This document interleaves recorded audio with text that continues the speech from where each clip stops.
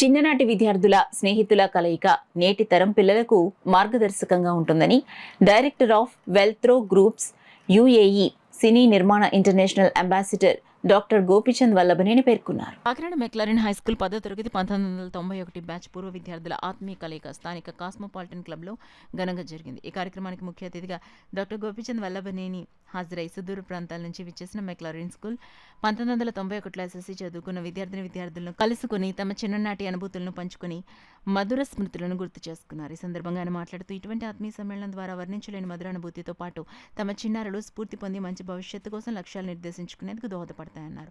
అనంతరం కుటుంబ సభ్యులు చిన్నారులు నిర్వహించిన సాంస్కృతిక కార్యక్రమాలతో అందరూ ఆనందంగా ఉల్లాసంగా గడిపారు. అనంతరం ఉన్నత స్థితికి చేరుకున్న తమ చిన్ననాటి స్నేహితుడు డాక్టర్ గోపిచంద్ వల్లభనేని ఘనంగా సన్మానించారు.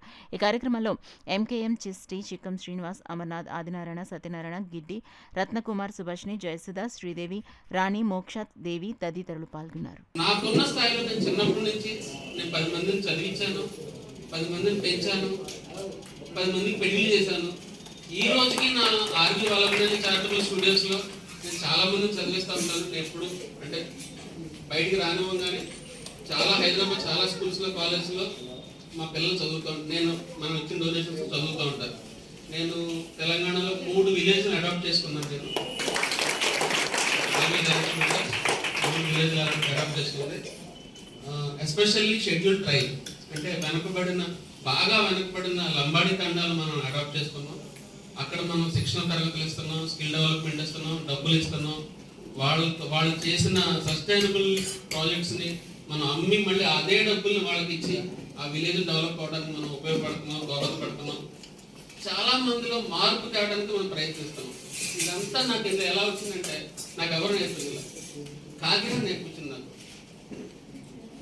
ఒక ప్రముఖ పారిశ్రామికవేత్త నన్ను చేసిన అవమానం, కాకినాడలో నా కులస్తుడైన ప్రముఖ పారిశ్రామికవేత్త నాకు చేసిన అవమానం, ఘోర అవమానం.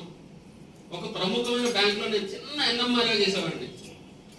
చేస్తే నేను కృష్ణా జిల్లా కంపౌండర్ అని చెప్పేసి నన్ను పర్మినెంట్ చేయకుండా నా మీద 2,500 రూపాయలు చెక్కు దొంగతనం చేశాను. గెంటేసి నా బ్యాంక్ యాజమాన్యం నాకు ఉద్యోగం ఇవ్వడానికి మా డబ్బుల మీద ఐఏఎస్ అయిన నా మేనమామ, ఆయన పోర్ట్ కమిషనర్ ఉన్నాడు అప్పట్లో ఇక్కడ కాకినాడకి మొత్తం ఆంధ్ర పోర్ట్ కమిషనర్. ఆయన నాకు జాబ్ ఇవ్వకపోవటం నేను ఈరోజు ఈ స్థాయిలో ఉన్నాను. వీళ్ళందరూ చేసిన అవమానాలు నేను ఈ స్థాయిలో ఉన్నాను.